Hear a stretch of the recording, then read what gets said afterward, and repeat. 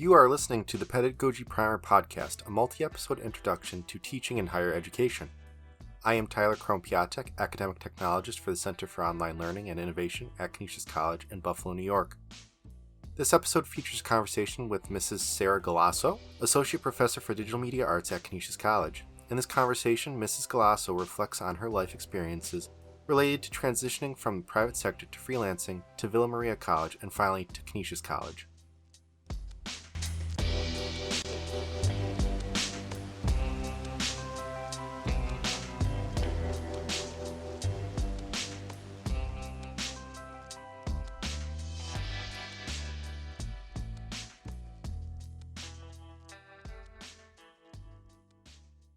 In this episode of the Pedagogy Primer podcast, we are joined by Mrs. Sarah Galasso, Associate Professor of Digital Media Arts at Canisius College. In today's conversation, Mrs. Galasso considers her experiences transitioning from the private sector to higher education.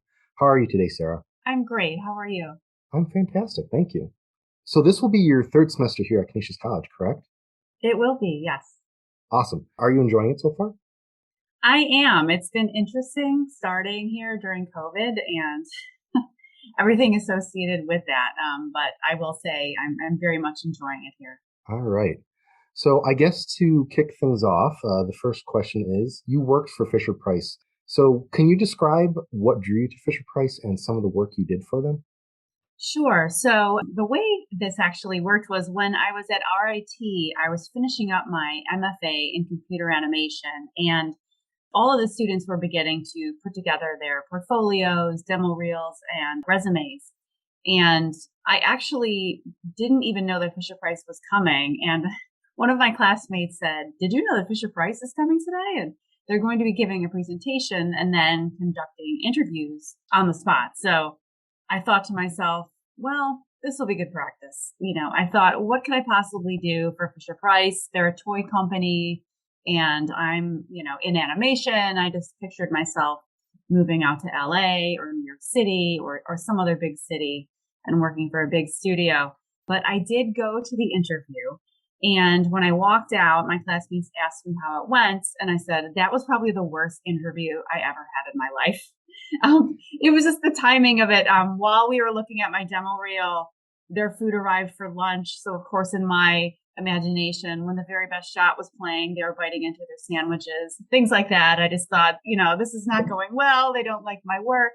And then a couple of days later, I had a voicemail from the director of R&D Tech Services, Bud Kolich, who became my future boss, saying, "Hi, you're our first choice. We'd like to offer you this summer internship." So again, I still was a little skeptical. What am I going to do for this toy company? But again, it's great pay. And I can live on site at Fisher-Price. They have their own housing, and off I went. So I was still finishing up my master's, working on my last film, and began working this full-time Monday through Friday job.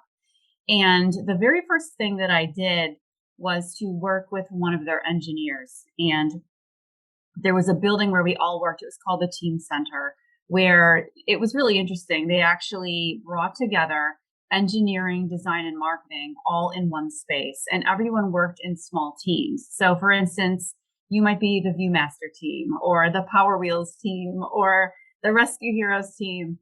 And those folks worked together hand in hand to design these products and really get to know their line. So the very first thing that I worked on was a robot called Casey the Kinderbot. And it was a very straightforward, honestly, kind of dry, not that exciting or creative project where I worked with the engineer to come up with how quickly will the robot's arms rotate? How many degrees will they go? I mean, it was really straightforward, but, it did the job. And from there, I started to work a little bit more with design. So maybe the person that designed the robot and working on, well, what color do we want the buttons to be? How shiny do we want the surface of the robot's torso to be? Things like that. Again, it was fun. It was getting more fun because we were getting to be more creative. But it wasn't until we actually were approached by the marketing folks that things started to get, they began to get really exciting. Because the senior VP of design, a woman named Tina, came to us and said, "Hey, we have this robot. His name is Casey the Kinderbot. And we need to move up his production, his launch date by a full year. The problem is it's going to take 6 months and $40,000 to build this robot for our engineers. And we just don't have that kind of time. Toy Fair is in 1 week. And so Tina looked at me, this new intern who really, it's probably best that I didn't realize how much was ahead of me. And she said, do you think you can do a 3D highly realistic animation of this robot in 1 week? And of course, I looked at Tina and said, absolutely. And that was the beginning of something really exciting. So we were so short on time. I worked directly with the senior VP in my little cubicle, putting up 4x6 note cards with thumbtacks to quickly come up with the storyboard for this animation. And then because there was no time for voice talent, Tina, the senior VP, was the voice talent. And we put this thing together. I got all the CAD files from the engineers, spoke with the designers about what needed to happen, and we got it together and we made it happen. So off this animation went at Toy Fair, and they were able to launch the robot a year earlier than expected. So this was huge in production. It really was a game changer, and it showed Fisher-Price, this huge corporation, what could be done with animation. Because even if, let's say, it wasn't going to take 6 months and $40,000 to make a product, even if it wasn't going to take that long, regardless, they are cutting massive amounts of time off of their production cycle, and incorporating these virtual animations really sped that up. It then also exploded because marketing got their hands on it. It exploded into, hey, why are we using this expensive ad agency in New York City when we have folks right here in-house that can do the same thing? And hey, why don't we make some cartoon episodes that can be packaged in with our products? So it started out as a summer internship where I was basically told, this is the first time we've ever had an animation internship. If you can prove to us that we need you, we could turn this into a full-time position. So no pressure whatsoever, right? So I spent the summer basically just trying to prove to them what could be done. It was then turned into a temp position. And then after a few months of that, I actually did something that I would probably never do now in my career, but I was young. And I said, listen, I need to know whether this is going to be a full-time job or not. Otherwise, I'm going to have to give my 2 weeks notice. So I basically wrote a letter of resignation. And within 24 hours, I had a job offer on my desk and was very excited to begin my career at Fisher-Price as their first ever full-time animator. So I guess what drew me to Fisher-Price was, honestly, at first it was just their location. I'm from the Buffalo area. They were in the area, but also they were a major corporation. They had 30,000 employees worldwide. So it was a really exciting place to begin your career. Everyone that I was surrounded with was really at the top of their game. They were talented, they were creative, and very driven. The second question you asked was what I worked on while I was there. So just to add to that, it was everything from this Casey the Kinderbot to the Pixter product to Viewmaster, Power Wheels, Rescue Heroes, Little People, really everything that Fisher-Price produced. I might be aging myself or making myself seem a lot younger. Rescue Heroes was one of my favorite shows. So. Oh, that's great. Yeah. All right. You also started your own animation studio called August Productions. Where did that interest come from? Well, while I was still working at Fisher-Price, I did my first official freelance project for a local studio that was called IBC Digital. They're no longer around, but they were here in Buffalo for many years. And they approached me to do, and it was kind of an interesting project. They said, we need you to animate a shot of Mariah Carey singing with a dolphin for a show on MTV. And so that was my first ever freelance project, was animating Mariah Carey singing with a dolphin sitting in an inner tube in the ocean. So that was certainly unique. But it prompted me to consider what it would be like to work as a consultant for a variety of clients. And then about 6.5 years into working at Fisher-Price, I went in for a routine sonogram for my second daughter, which led to having emergency surgery the very next morning and then being on strict bed rest for 7 weeks. So as you can imagine, 7 weeks not being able to do pretty much anything gives you a lot of time to think. And then adding to that, my daughter was born at 25 weeks gestation. So she was in the NICU for 11 weeks. So that was another stretch of time where I really started to ponder, what am I doing? Is this really the direction that I want to go? Because I was getting up very early, leaving early every morning, coming back late every night.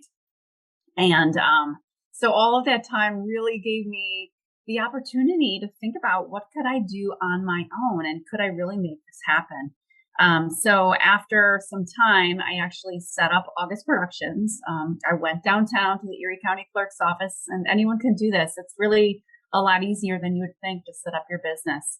And so I took my entire maternity leave off, went back, gave my 2 weeks notice, which my boss already was well aware of. He was so supportive and wonderful throughout the entire thing. And he actually, when you leave a company like Fisher Price, they make you sign a statement saying that for the first 6 months, and they do this so that the company doesn't become a swinging door of people coming and going and coming and going. I think I'll freelance for a while. I think I'll be full time. So you weren't allowed to do business for Fisher Price for 6 months after you left. So that's a long time without any work. But thankfully, my boss thought of a very legitimate and perfectly fine loophole, which was that Fisher Price was owned by Mattel.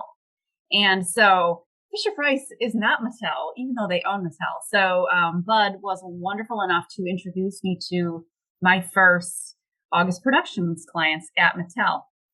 And from there, I actually began doing quite a bit of work, and almost too much to handle, really. And at one point, I considered bringing on an additional employee. But from there was kind of an overlap. So I was working at August Productions. And then in 2006, around the same time, it was really interesting the way these things all come together. That's how it always goes, where I was leaving Fisher Price. I was starting August Productions. And a very talented colleague and friend of mine from Fisher Price named Kimberly actually left Fisher Price to go into teaching at Villa Maria College in Buffalo. And she was running their business program at the time. And their VPAA had approached her and said, "We need to hire a consultant to develop an animation program."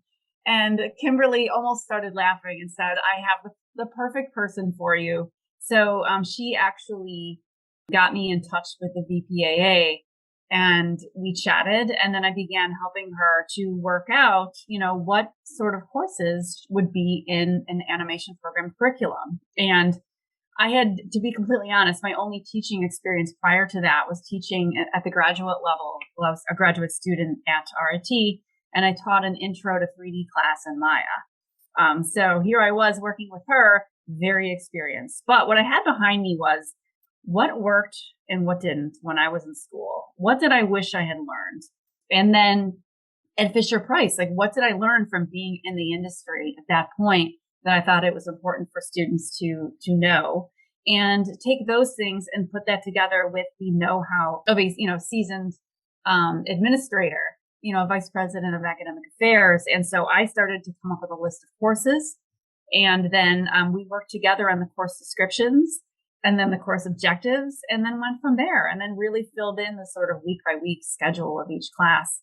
And then while we were getting that worked through and approved by the state, I was beginning to take on more clients and do more work. And it was a very interesting, but also very hectic time. So I had to make a decision, because then once the program was approved by the state and we found out, hey, this BFA program is going to begin fall of 2008, they had to hire someone to run the program.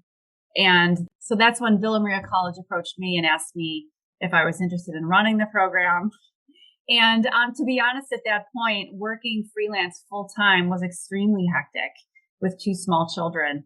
I basically ended up working nights and then watching my children during the day. So I basically wasn't sleeping more than about 4 hours a night. So the thought of running a full-time program, getting to work with students, getting to work with other people full time again, and to be able to pass on what I knew was a pretty exciting proposition. So that's when I began working at Villa Maria College full time. Awesome. So I'm not sure if this is going to be repetitive or not, but August Productions is still going on, or have you paused that for the duration?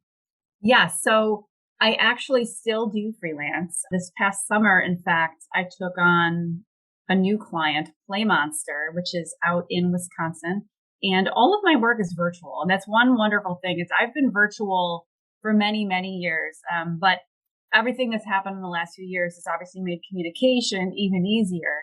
But even before COVID, we would chat on the phone. We'd have, a teleconference, and then we would shoot some emails back and forth. We would agree on, the costs. I would send a quote for the project, and we would agree on an amount, and then get started. And then all the work was sent back and forth virtually. So I did want to add, and just because this industry is much smaller than you would think, the former VP of design from Fisher Price has since left Fisher Price, and I've actually been doing some work for her. She has her own consulting business now called Magnesium Ideas. And just this week, I did a very short 8-hour project for her. So the timing of this interview is interesting. All right. Obviously, you worked at Villa Maria, and you did explain some of what you did, but can you describe some more of what you did? I know you started the program there too, right? I did. So the program launched in the fall of 2008. So at the time, I was the only full-time faculty member in the program. And then the hiring began. So I was in charge of hiring, the budget, the schedule, the curriculum updates, ordering of textbooks. So, and then, coming up with ideas for activities for the students. So it was really basically, I was basically directing the program. They would call it a program director now. At the time, they called it a program coordinator. So little by little, we brought on additional full-time faculty members. There are now 3 full-time faculty members and several part-time. And so it was interesting and fun to be able to bring in, colleagues that I'd worked with before, especially as adjuncts. I was able to draw from, I had a really wonderful pool of adjuncts from Fisher Price for a lot of the adjunct animation courses and the history of animation and the script writing and storyboarding courses. So that was very exciting to me. And then I also was able to dig into an area that I was not as familiar with because an acting course was an important part of our curriculum, but it was ENG 260. So it was considered an English course, but it was a required course for all animation majors. But because of the fact that it was mostly our students in the course, they put me in charge of hiring the acting instructor too. So that was really fun to be able to work with and hire local talented directors, producers, and actors to teach that course.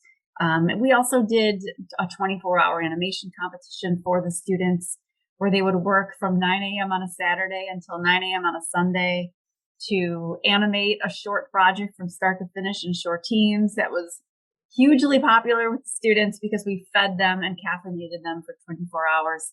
We also, in recent years, I actually started a trip up to Ottawa, Canada for the Ottawa International Animation Festival. This is one of the biggest and oldest festivals in the world, very respected festival. And we would take all of our juniors and seniors on this trip. So I coordinated every aspect of that, which was a bit of an undertaking. And then we had our end of year screenings. So it was important to me that the students' projects were seen publicly, in a real studio, in a real movie theater, in fact. So we sort of went back and forth, trial and error with experimenting with different movie theaters in the area. One of our favorites was the North Park Theater. So the students' films would screen there and we would give out awards. And again, we would have a local judging panel of, local industry professionals. So really handling all aspects of the program. Awesome. All right. That is actually very cool, I will have to say. So it was fun. Obviously, you are currently an associate professor at Canisius College and a welcome addition to the Digital Media Arts Department. What drew you to Canisius College? So I've been working in the industry since 2000, which also dates me. I've also been teaching full time since 2008. And I always tell my students, evaluate where you are in your career at least once every 5 years. Are you learning? Are you growing? Are you where you want to be? And I absolutely loved my job at Villa Maria. I loved the students. I loved the people I worked with. And I loved the fact that if we needed something, they got it for us, and made it happen for our students. But I think it's important to always explore new opportunities. And who wouldn't want to start a new job in the middle of a pandemic, right? So just kidding. So honestly, I heard about the job from a friend of mine, a very good friend of mine, who said, I think you'd be a really great fit for this position. And so I thought, well, let me just see what happens. I'll apply and we'll just take it from there. And to tell you the truth, all of my interviews were on Zoom. But even despite everything being on Zoom, I was so drawn to the faculty that interviewed me. They were so friendly. They were so inviting. They seemed so happy to be here. And it made it seem, and it is, now that I'm here, I can tell you, a really wonderful place to work. I can fully agree with that. I got my job at Coley roughly the same time you got your job at the Digital Media Arts Department. I can definitely attest to how friendly everyone is. So, what are some of the things that you did at Villa Maria that you want to see happen at Canisius as well? That's a great question. So obviously I loved what I did at Villa, and it was a much different program. It was a BFA in animation, which means 75% of the courses were major specific courses. So whereas in a BS program like our DMA program, there are less major courses, which some folks might say, well, why would you want to do that? But what I think the strength of the DMA program here is that you do have the flexibility to dual major, to minor, to really explore a variety of areas. But what I would like to bring from Villa Maria is, and again, as we make our way through the pandemic, things have been different. I'm so used to being able to plan student events. And, I would have an opening kickoff meeting every semester where we ordered pizza, which was, I would say, the most effective way of getting students at a meeting was having free food. But it's so true, and it would get them there. And students, we would do icebreakers. They would get to know each other. Like I said, our competitions were very important to the students. Our trip became an annual thing that all the juniors and seniors looked up to. And honestly, the biggest thing was the culture and the retention rate, right? So we developed a culture very early on of friendly competition, right? It's what you want, even as a professional. I want there to be competition, but I want everyone to always be sharing, right? So some companies I found professionally, everyone was very kind of tight-lipped about what they knew, because they didn't want the person next to them to get their job or to be better than them. But then there were places that I've worked where everyone shared. People couldn't wait to say, hey, look what I learned in this software today. I want to share it with you.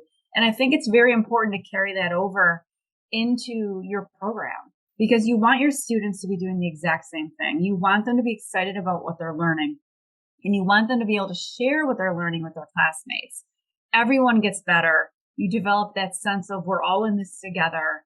And you lead, I think also, it leads to a lot of future jobs for the students, because what I say to the students the very first day of class, when they're all sitting there, look at the person next to you, because 5, 10 years from now, probably less than 10, probably more than 5, this person is going to be working at Blizzard. That one's going to be working at Sony. This one's going to be at Pixar. It really does happen. I can tell you this is true because it's exactly what happened with me. All of my classmates are very successful in working at major studios, or if, like me, maybe they decided to go the freelance route or to a smaller corporation or into education. But whatever the case, everyone's been very successful because we've helped each other through. And in the future, we have that bond. And so when you look to hiring someone, you always first think of the people you know. Obviously, they need to be qualified. But if you have a choice between two equally qualified candidates, why wouldn't you choose the one that you know, and that you know how they perform under pressure? You know how they are in a tough situation, and you know how dependable they are. So I would like to bring that, just really the culture that we had developed at Villa Maria, to Canisius. That sort of, we're all in this together. Let's work really, really hard and produce something really exciting. Fantastic. And I can definitely agree with all of what you said, actually, and how creating that culture and that future connection and relationship is extremely important and coincidentally also helps the college image. Not that I want to make this into a Canisius versus Villa Maria thing, but what are some of the major differences that you've noticed between teaching at Villa Maria and being the program director, obviously, and also teaching at Canisius College? Sure. I would say, and kind of echoing a little bit of what I said earlier, I would say it's the flexibility of the DMA program here and the fact that you can take minors, the fact that you can take dual majors and still graduate on time. So I would say that all of the faculty members that I have met here either are currently working professionally or have worked professionally. I think that's extremely valuable for the students to bring that into the classroom, but they also have many, many years of teaching experience. And I would say the retention rate of the faculty, right? We talk about the retention rate of the students, but I would say it does not seem like there is a high turnover rate here with the faculty. And I think that strengthens every program for faculty to be in place long term.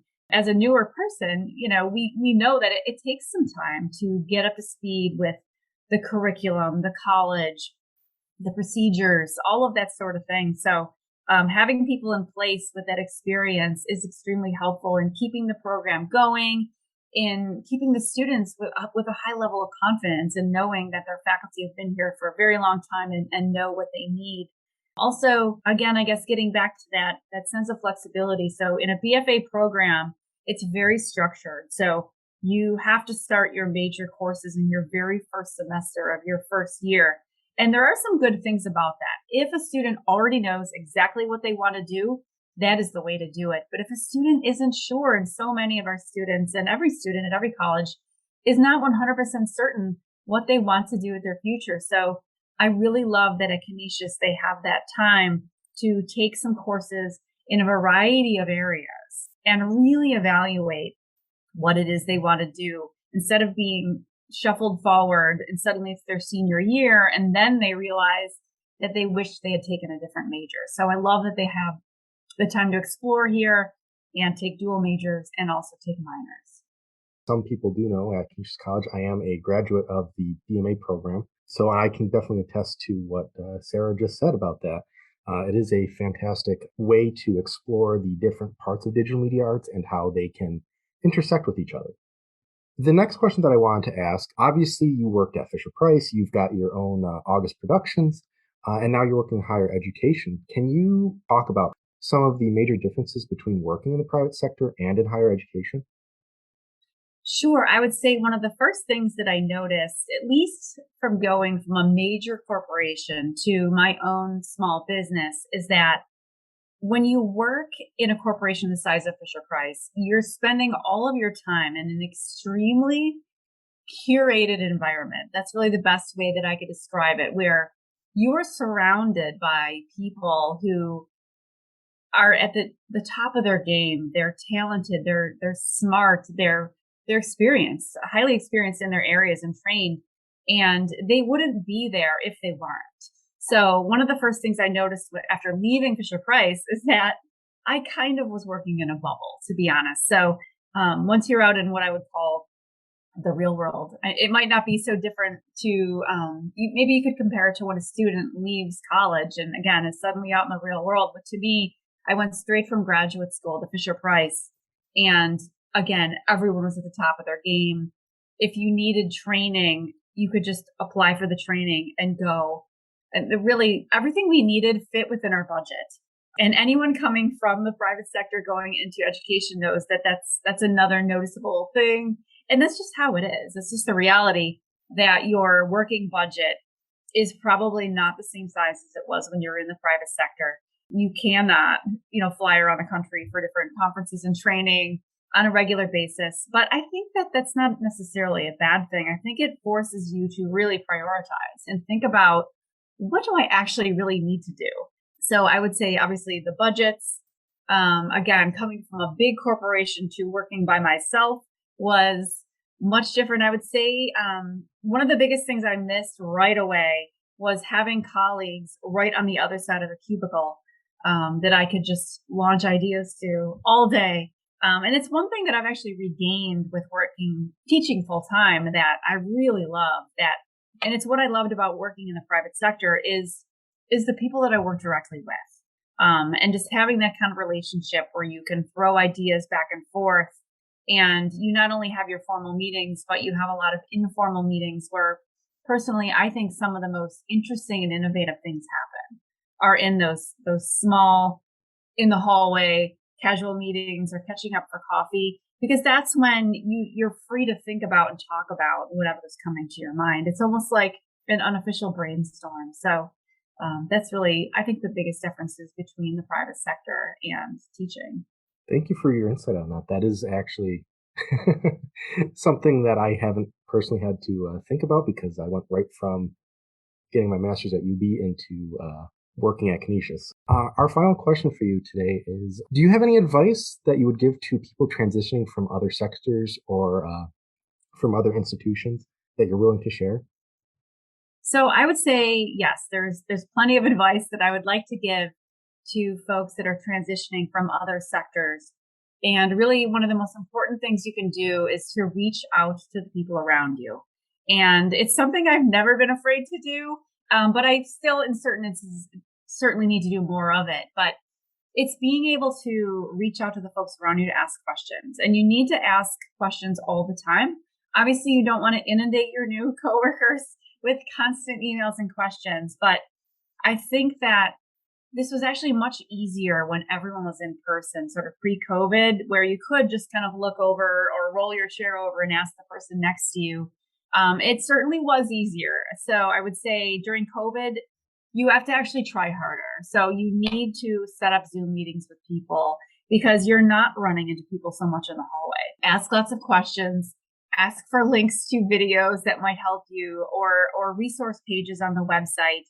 And because know that there are going to be things that are similar to different workplaces. So obviously coming from one college to another college, there are some things that are the same, but there are many things that are much different. So don't assume anything. And again, too, just take some time. So I think it's important as the new person just to sit back a little bit and listen. So I guess asking questions is important, but maybe even more important is listening. So what are people saying? Sit back in the meeting and before you launch into 50 questions, see what other folks are talking about and saying.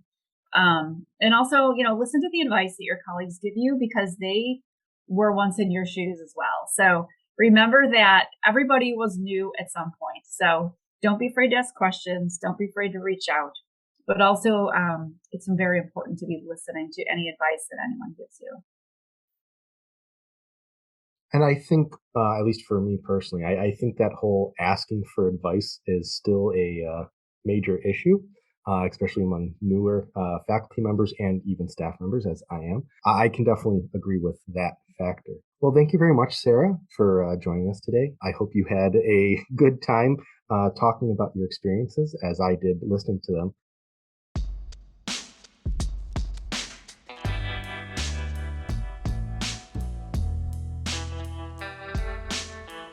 Thank you for listening to the Pedagogy Primer podcast. Links and other resources can be found in the show notes. For more information, visit www.canisius.edu/COLI.